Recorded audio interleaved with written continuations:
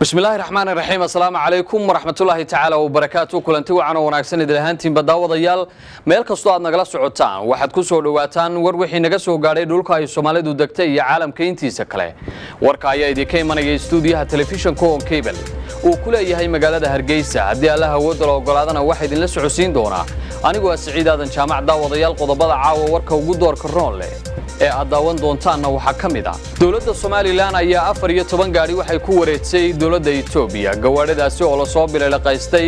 waqtigii ay dhibaatooyinku ka taagnaayeen dawladda deegaanka Soomaalida Itoobiya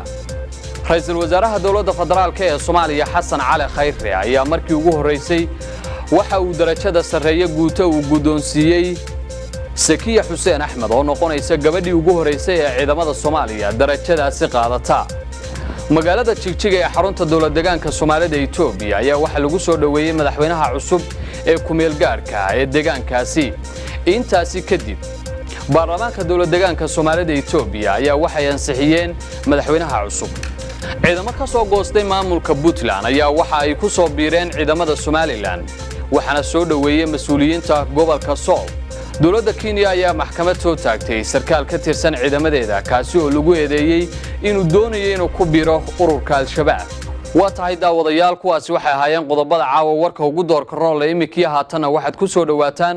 qodobadaasi iyo kuwa kale oo faahfaahsan